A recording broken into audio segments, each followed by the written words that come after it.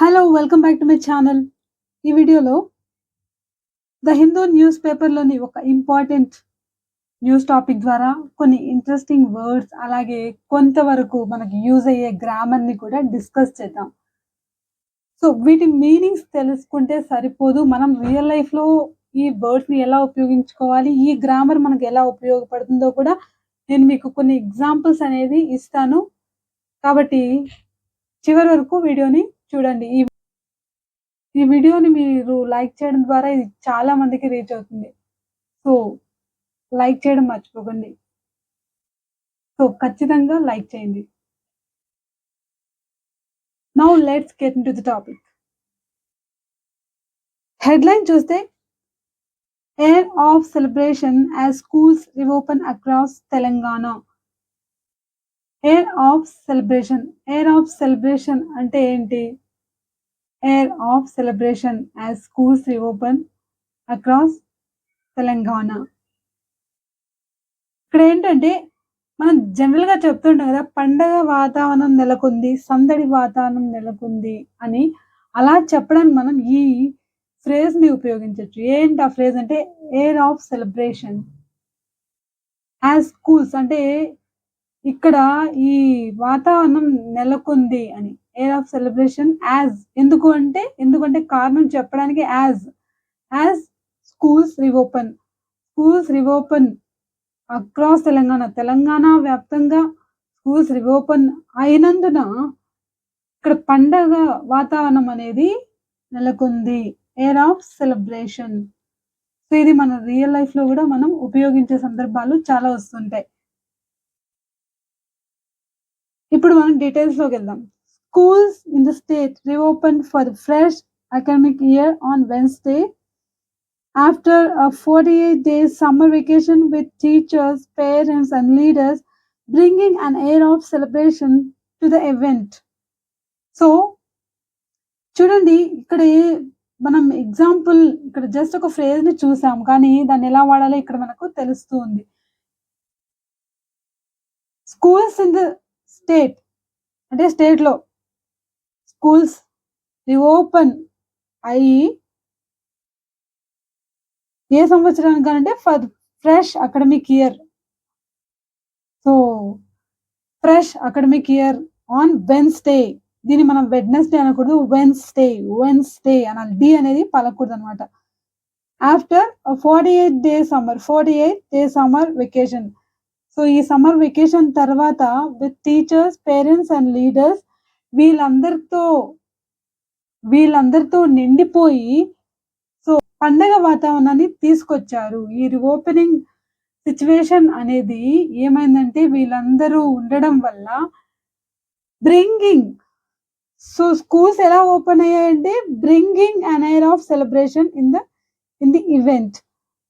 పండగ వాతావరణాన్ని తీసుకొస్తూ ఓపెన్ అయ్యాయి. అంటే సందడిగా ఓపెన్ అయ్యాయి అని. సో, ఇక్కడేంటి బ్రింగింగ్ అండ్ తీసుకొస్తూ అని. బ్రింగింగ్ అంటే తీసుకురావడం. సో, మనం చెప్పాలంటే it brought an air of celebration.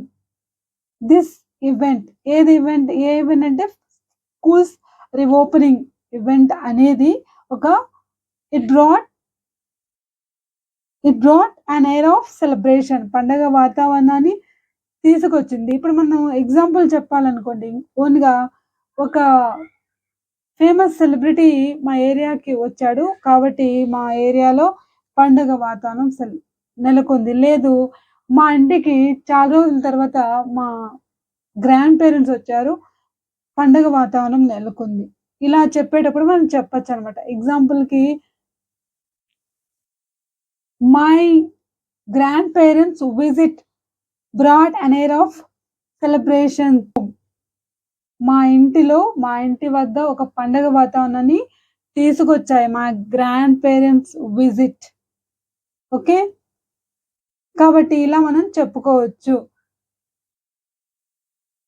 డీటెయిల్స్‌లోకెళ్తే ending a 48-day summer vacation, schools in the state reopened for the fresh academic year on Wednesday, with teachers, parents and leaders bringing an air of celebration to the event. So, పండగ వాతావరణాన్ని తెస్తూ వీళ్ళతో open అంటే ఇలా school reopening event అనేది start అయింది అని చెప్పడానికి ఇలా చెప్తున్నారనమాట. The otherwise and by lanes saw fresh little faces as their parents gave them the first day ride to school.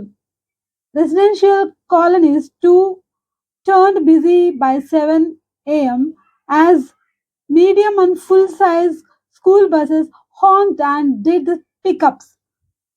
So ఇక్కడ ది అదర్వైజ్ ముఖ్యంగా కనిపించే ది అదర్వైజ్ అని ఇక్కడ ఎందుకు అంటున్నారంటే ఇఫ్ నాట్ అంటే ఈ సిచ్యువేషన్ లేకుంటే ఈ సందడి అనేది లేకుంటే ది అదర్వైజ్ అంటే ఇక్కడ ఇఫ్ నాట్ సో ఇలా సిచ్యువేషన్ అనేది లేకుంటే city roads and lanes by lanes అంటే వీధులు saw fresh little faces as they parents so ఈ వీధులు కావచ్చు ఈ సిటీ రోడ్స్ కావచ్చు ఇక్కడ ముందెగా కనిపించే ఈ రోడ్లు సందడిగా మారాయి.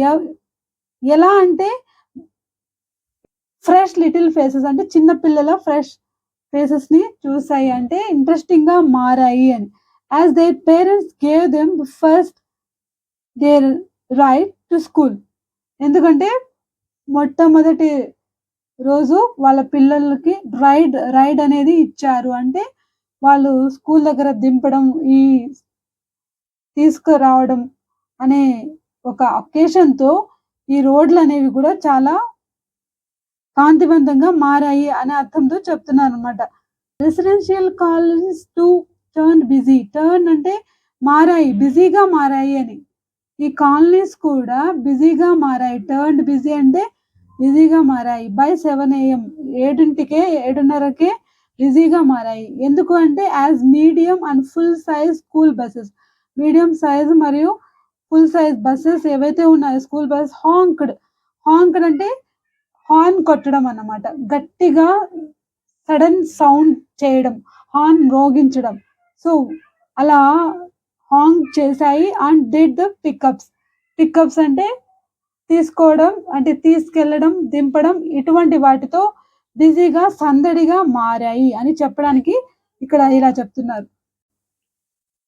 While entrances of private schools showed balloon arches, colorful writings, busy parking lots amid the welcome. Government schools in the city displayed rangoli, మామిడి తోరణం for classrooms. సో ఇక్కడ వైల్ ఎంట్రన్స్ వైల్ అని ఎందుకు అంటున్నాం ఇంకా మనం ఈ విషయం గురించే మాట్లాడుతున్నాం కాబట్టి అదే విధంగా సో అదే సమయంలో అంటే ఇవి మాత్రమే కాదు అదే సమయంలో ఇంకా ఏం జరిగిందంటే ఎంట్రన్సెస్ ఆఫ్ ప్రైవేట్ స్కూల్స్ ఈ ప్రైవేట్ స్కూల్స్ యొక్క ఎంట్రన్సెస్ షోడ్ బలూన్ ఆర్చెస్ అంటే ఏంటంటే ఆర్చెస్ అంటే తోరణాలు అని ఇక్కడ సో బలూన్స్ తో కూడిన తోరణాలు అలాగే కలర్ఫుల్ రైటింగ్స్ రంగురంగుల రాతలు అలాగే బిజీ పార్కింగ్ అంటే వాహనాలు పార్కింగ్ తో lords amid the welcome so amid అంటే ఇక్కడ ఏంటంటే వెల్కమ్ స్వాగతం పలికే సందర్భంగా ఇవన్నీ జరిగినాయి అని చెప్పి so government schools in the city displayed rangoli government schools ఏమో డిస్ప్లేడ్ ఇక్కడ మనం షోడ్ అన్నాము ఇక్కడ డిస్ప్లేడ్ అంటున్నాము సేమ్ మీనింగే సో డిస్ప్లేడ్ రంగోలి ముగ్గులు ప్రదర్శిస్తూ అంటే ముగ్గులతో అలంకరించబడినాయి అని మామిడి తోరణం ఫర్ క్లాస్ రూమ్స్ మామిడి తోరణాలు కట్టబడి చూడండి అక్కడ చెప్పేటప్పుడు ఇంగ్లీష్ మీడియం స్కూల్స్ దగ్గరేమో బలూన్స్ తో కూడిన తోరణాలు ఆర్చెస్ ఇక్కడ చూస్తే మామిడి తోరణాలు అక్కడ షోడ్ అన్నాం ఇక్కడేమో ఏమంటున్నాం డిస్ప్లేడ్ అంటున్నాం so for class rooms playful get togethers and students catching up with each other ఇలాంటి వాతావరణంతో సందడి నెలకొంది అని చెప్పడానికి ఇన్ని రకాల వర్డ్స్ యూజ్ చేస్తున్నారు ఇక్కడ చూడండి ప్లేఫుల్ గెట్ టుగెదర్స్ అంటే సరదా గెట్ టుగెదర్స్ అన్నమాట సరదాగా కలవడం అలాంటి ప్లేఫుల్ అంటే సరదా అయినా so, and students catching up. చూడండి, క్యాచింగ్ అప్ అన్న ఫ్రేజల్ వర్బ్‌ని మనం గమనించొచ్చు. క్యాచింగ్ అప్ అంటే ఏంటంటే, చాలా రోజుల తర్వాత ఎవరినైనా కలిసినప్పుడు మనము అంటే చాలా రోజుల తర్వాత కలవడం. మన స్నేహితుల్ని కావచ్చు, మన బాస్‌ని కావచ్చు, కలవడం అన్నమాట. అంటే కలిసినప్పుడు మన ఇన్ని రోజులుగా ఏం చేశాము అన్న విషయాల మీద మాట్లాడుకోవడం. చూడండి, క్యాచ్ అప్ అనేది ఒక ఫ్రేజల్ వర్బ్. దీన్ని మనం నౌన్‌గా యూజ్ చేసామనుకోండి. Catch up. దీన్ని నౌన్‌గా కూడా యూజ్ చేయొచ్చు. క్యాచ్ ఇక్కడ ఇలా హైఫన్ పెట్టి ఇలా రాస్తే అది నౌన్ అవుతుంది. క్యాచ్ అప్ అవుతుంది. దీన్ని 2 రకాలుగా ఉపయోగించొచ్చు. ఇక్కడ దీనికి ఒక ఓన్ ఎగ్జాంపుల్ చూద్దాం.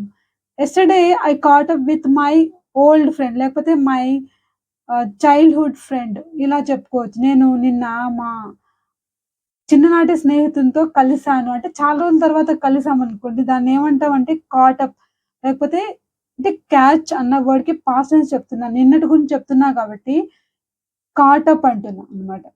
సో, ఇక్కడ ఈ క్యాచింగ్ అప్‌తో నిండిపోయింది. ఒకరికొకరు కలుసుకోవడం. అంటే సెలవుల తర్వాత పాత స్నేహితులు కలుసుకొని ముచ్చటించుకోవడం. దాంతో సందడి వాతావరణం నెలకొందని చెప్పడానికి ఇక్కడ క్యాచ్ అప్ అన్న ఫ్రేజల్ వర్బ్‌ని ఉపయోగిస్తున్నారు. ఇప్పుడు దీన్ని నౌన్‌గా ఉపయోగించామనుకోండి. Yesterday I had a catch up with my old friend. Okay. నా ఓల్డ్ ఫ్రెండ్‌తో నేను క్యాచ్ అప్ అయ్యాను అనేది ఒక నౌన్‌గా ఉపయోగిస్తున్నాం. I had a catch up అంటున్నాం. సో, ఇలా 2 రకాలుగా ఉపయోగించండి. రాసేటప్పుడు నౌన్‌గా రాసామనుకోండి. క్యాచ్ తర్వాత ఈ హైఫన్ అనేది ఉపయోగించాలి. అప్పుడది నౌన్‌గా మారిపోతుందనమాట. Distribution of uniform and text books.